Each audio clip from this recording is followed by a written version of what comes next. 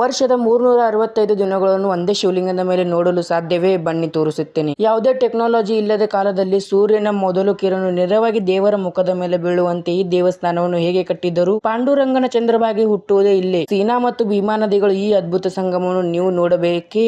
ನಮಸ್ಕಾರ ಸ್ನೇಹಿತರೆ, ನಾವು ಇಂದು ಮಹಾರಾಷ್ಟ್ರದ ಸೋಲಾಪುರ ಜಿಲ್ಲೆಯ ಕೂಡಲ ಸಂಗಮದಲ್ಲಿದ್ದೇವೆ. ಇಲ್ಲಿನ ವಿಶೇಷತೆ ಕೇಳಿದರೆ ನೀವು ಬೆರಗಾಗುತ್ತೀರಿ. ಇಲ್ಲಿನ ಒಂದೇ ಶಿವಲಿಂಗದ ಮೇಲೆ 365 ದೇವತೆಗಳ ಮೂರ್ತಿಗಳು ಇವೆ. ಅಂದರೆ ವರ್ಷದ ಒಂದೊಂದು ದಿನಕ್ಕೆ ಒಂದೊಂದು ಮೂರ್ತಿ. ಇಂಥ ಅದ್ಭುತ ಕಲೆ ನಮ್ಮ ಭಾರತದ ಹೆಮ್ಮೆ. ಇಲ್ಲಿ ಸೀನಾ ಮತ್ತು ಭೀಮಾ ನದಿಗಳು ಒಂದಾಗುತ್ತವೆ. ಈ ಭೀಮಾ ನದಿಯೇ ಮುಂದೆ ಮಹಾರಾಷ್ಟ್ರದ ಪಂಢರಪುರದಲ್ಲಿ ಚಂದ್ರಭಾಗ ಎಂಬ ಹೆಸರಿನಿಂದ ಭಕ್ತರ ಪಾಪ ತೊಳೆಯುತ್ತದೆ. ಆಶ್ಚರ್ಯ ಎಂದರೆ ಇದೇ ನದಿ ಮುಂದೆ ನಮ್ಮ ಕರ್ನಾಟಕವು ಹರಿದು ಕೃಷ್ಣಾ ನದಿಯನ್ನು ಸೇರುತ್ತದೆ. ನದಿಗಳ ಈ ಮಿಲನವೇ ಈ ಜಾಗೃತ ದೈವಿಕ ಶಕ್ತಿ ನೀಡಿದೆ. ಇಲ್ಲಿನ ವಾಸ್ತುಶಿಲ್ಪ ಎಷ್ಟು ಅದ್ಭುತವಾಗಿದೆ ಎಂದರೆ ಉತ್ತರಾಯಣದ ಆರಂಭದಲ್ಲಿ ಅಂದರೆ ಯುಗಾದಿ ಗುಡಿಪಾಡವ ಸಮಯದಲ್ಲಿ ಸೂರ್ಯೋದಯ ಮೊದಲು ಕಿರಣವು ಯಾರ ಸಹಾಯವೂ ಇಲ್ಲದೆ ನೇರವಾಗಿ ಸಂಗಮೇಶ್ವರನ ಮುಖದ ಮೇಲೆ ಬೀಳುತ್ತದೆ. ಸೂರ್ಯನ ದೇವರಿಗೆ ಮಾಡುವ ಈ ನಮನವನ್ನು ನೋಡುವುದೇ ಒಂದು ಸೌಭಾಗ್ಯ. ಮಂದಿರ ಕೆಳಗಿನ ಭಾಗದಲ್ಲಿ ಹರಿಹರೇಶ್ವರ ಮಂದಿರವಿದೆ. ಇದರ ವಿಶೇಷತೆ ಎಂದರೆ ಇದು 1995 ತನಕ ಮಣ್ಣಿನ ತಳಗವೇ ಇತ್ತು. 1995ರಲ್ಲಿ ಇದರ ಶೋಧನೆ ಆಯಿತು. ಇಲ್ಲಿ ನಮ್ಮ ಹರಿ ಅಂದರೆ ವಿಷ್ಣುದೇವ, ಹರ ಅಂದರೆ ನಮ್ಮ ಮಹಾದೇವ